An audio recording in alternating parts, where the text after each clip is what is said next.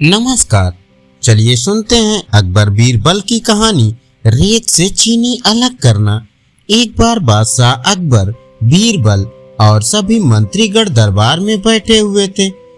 सभा की कार्रवाई चल रही थी। एक एक करके राज के सभी लोग अपनी समस्याएं लेकर दरबार में आ रहे थे।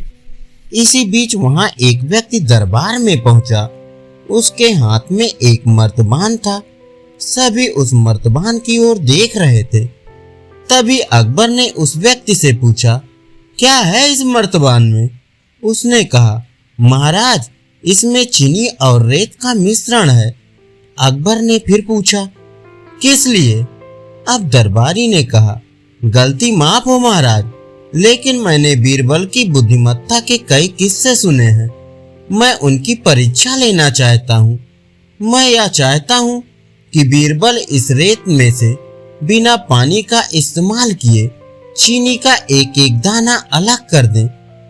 अब सभी हैरानी से बीरबल की ओर देखने लगे। अब अकबर ने बीरबल की ओर देखा और कहा, देख लो बीरबल, अब तुम कैसे इस व्यक्ति के सामने अपनी बुद्धिमानी का परिचय दोगे? बीरबल ने मुस्कुराते हुए कहा, महाराज, हो जाएगा, ये तो मेरे बाएं हाथ का काम है। अब सभी लोग हैरान थे कि बीरबल ऐसा क्या करेंगे कि रेत से चीनी अलग अलग हो जाएगी। तभी बीरबल उठे और उस मर्दबान को लेकर महल में मौजूद बगीचे की ओर बढ़ चले। उनके पीछे वह व्यक्ति भी था। अब बीरबल बगीचे में एक आम के पेड़ के नीचे पहुंचे। अब वो मर्दबान में मौजूद रेत और चीनी के मिश्रण को एक आम के पेड़ के चारों तरफ फैलाने लगे। तभी उस व्यक्ति ने पूछा, अरे ये क्या कर रहे हो बीरबल?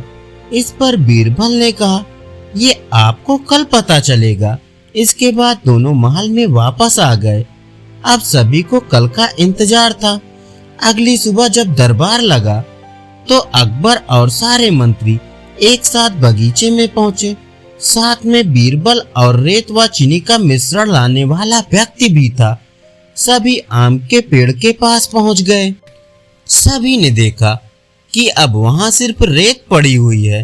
दरअसल रेत में मौजूद चीनी को चींटियों ने निकालकर अपनी बिल में इकट्ठा कर लिया था और बची खुची चीनी को कुछ चींटियां उठाकर अपने बिल में ले जा रही थी।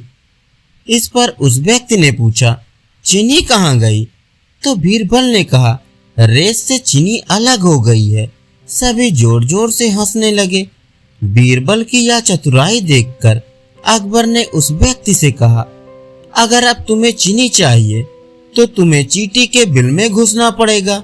इस पर सभी ने फिर से ठहाका लगाया और बीरबल की तारीफ करने लगे। धन्यवाद।